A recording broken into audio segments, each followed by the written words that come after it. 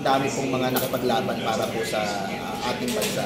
So para sa akin po, itong laban ng West Philippine Sea ay para po sa kanila na kumbaga nasa ating kamay po to make sure na yung pong pinaglaban po nila, yung kalayaan po na natatamasa po natin ngayon dahil sa kanila ay hindi po maaalis sa atin at hindi po makukuha sa atin ng kahit sino mang bansa, na tayo po ay isang malayang bansa at meron tayong kakayahan na ipagtanggol yung ating sarili at mabuhay po kung ano po yung gusto nating direksyon para sa ating bansa Pilipinas.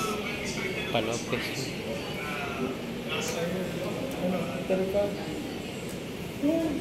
Yung sinasabi po bang gentleman's agreement, kailangan po ba sundin ito ng mga susunod na presidente kung sino man po ang involved sa gentleman's agreement?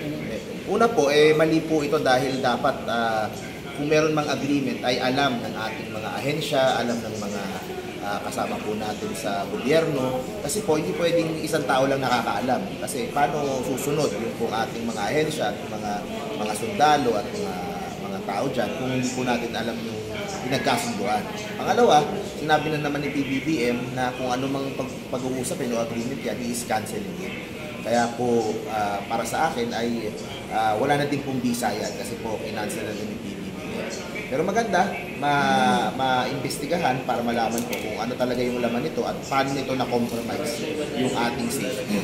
Basta nasabi kasi nila na gusto daw natin ng gera, sa totoo lang po, yun pong mga secret agreement na yan, yan pa po ang posibleng magdala sa atin sa gera. Kasi po, hindi natin alam, nagbabiolate pala tayo dun sa agreement. Paano natin malalaman ay secret na? Diba? So, mas delikado po yung ganyan, sa totoo lang.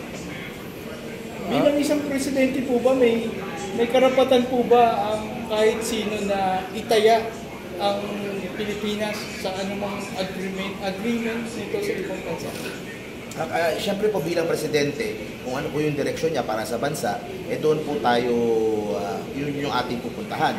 Pero dapat ipaalam niya, huwag secret, bawal po yung secret, lalo na sa mga ganyang kahalagang mga bagay. Kasi po, yun nga, nakokompromise na po yung ating kaligtasan dahil dyan. Hindi natin alam na binibreak na pala natin yung agreement.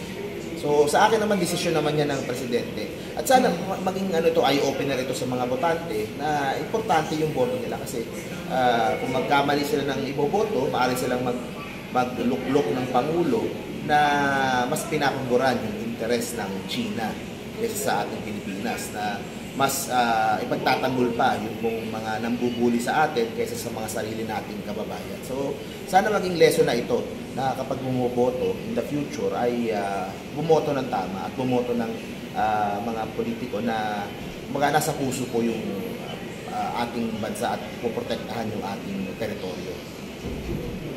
Sir, ano pong masasabi nyo sa komento ni BP Sara na no comment?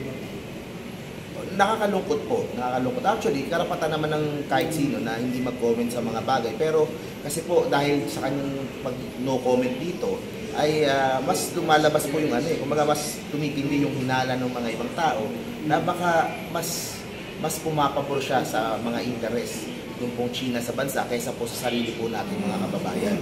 Diba? Diba, nakita natin bumisita siya sa mga namatay na sundalo at mga army, military.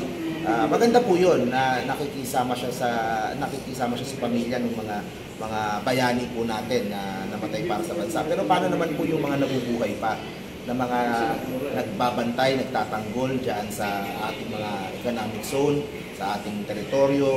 Paano naman po sila, diba? Na hindi niya maparamdam sa kanila na sila ay sinusuportaan ng buong buo ng Office of the Vice President. Kasi yun po parang lumalabas parang iba sa kampo nila, ibang tao sa kampo nila ay nagiging parang abogado pa ng China. Huwag naman sanang ganun kasi ang pangit talaga tingnan. Yung interest ng Pilipinas yung ating suportahan at huwag tayong magpabuli at magpadala sa mga propaganda na kinakalat po. At yan ang matapang na sinasabi ni Sir Jay Tariela.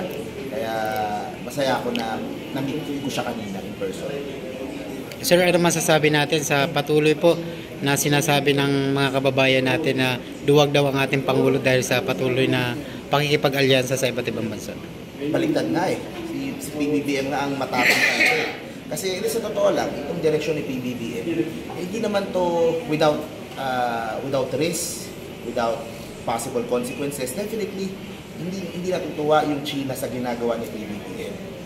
Na pakikipag-alyansa sa US, sa Australia, sa Japan, sa India, hindi natutuwa yung China. Pero sa akin, hindi rason yun na nagagalit yung isang bansa, susunod tayo sa gusto nila. Meron tayong sariling desisyon bilang isang bansa. Makikipagkaibigan tayo, makikipag-alyansa tayo kung kanino natin gusto. Pero wala naman tayong ginagawa against China. Hindi naman natin sila inaaway o kung ano man. So karapatan natin na palakasin yung ating mga kaalyansa, lalo na sa Amerika na matagal na nating ka-treaty, ka-mutual defense treaty. Pero yun nga, kung mapapaganda din yung pagsasama sa Australia, sa South Korea, New Zealand, ng isang araw nandito, Japan, yung Qatar, pupunta dito sa Pilipinas, yung pong Vietnam, yung India, kakadating ng mga in-order natin mga missile, pang depensa. Sa akin, yan nga ang papakita na matapang kasi he's willing to defend our country. Ang parating sinasabi, it's not enough na mamahalin lang natin yung Pilipinas, dapat palakasin natin yung Pilipinas. Yun yung sinasabi ko parati sa vlog ko, na yung ating military, yung ating Air Force, Coast Guard, Navy, palakasin natin. Kasi po, nagbabago yung mundo, hindi natin alam ano mangyayari 5, 10, 20 years from now. Maganda po ngayon pa lang ay naghahanda po tayo para kung ano man mangyari ay meron po tayong maidedepensa para sa ating bansa. May sinabi si Senadora Amy nung araw na kagipingan na inalungkot ko. Ang sabi niya, aanin mo ang katapangan kung wala ka naman bala o kung kulang naman ang iyong bala. Okay? Naisip ko, kailan ba sa kasaysayan natin na mas marami tayong bala sa kalaban? Wala. Panahon ng Kastila, panahon ng Amerikano, panahon ng Hapon, yung mga huling parati tayong dehado sa ating mga mananakop sa ibang bansa. Pero dahil sa katapangan ng ating mga bayani doon, malaya tayo ngayon. Yun na lang nga meron tayo katapangan. Yun pa ang kukontrahin ni Senadora. Sana suportahan lang niya yung kanyang kapatid na pinapalakas yung ating militar. Ginagawa nila Secretary Kibo, nila Secretary Anyo, lahat sila dyan sa ating defense na community sa bansa. Na palakasin natin yung ating military at yung ating defenses as deterrent para po wala na pong mambuli sa atin at wala na pong sumubok na sakupin tayo o pasunurin tayo. Sir, dun nga sa secret agreement na Nicola, agree ka ba na dapat if ever na makita tuloy itong hearing o investigasyon na gagawin, merong managot? Agree ka ba na dapat may managot if ever merong na-violate, lalong-lalo na sa karapatan ng mga Pilipino? Depende po sa batas. Kung may makita silang walang secret daw dapat. Kung mayroong makita na na-violate na batas, kailangan kasuhan, kailangan panagutin. Pero bago yan, dapat alamin muna, imbestigahan muna. Malaman muna yung buong katotohanan para hindi na maulit in the future at alam natin kung hanggang saan tayo na kompromiso. Pero pag may nakitang mali, sir, dapat may managot talaga no pag may mali. Siyempre, wala tayong sacred cow. Mga dapat lahat ng may kasalanan ay managot.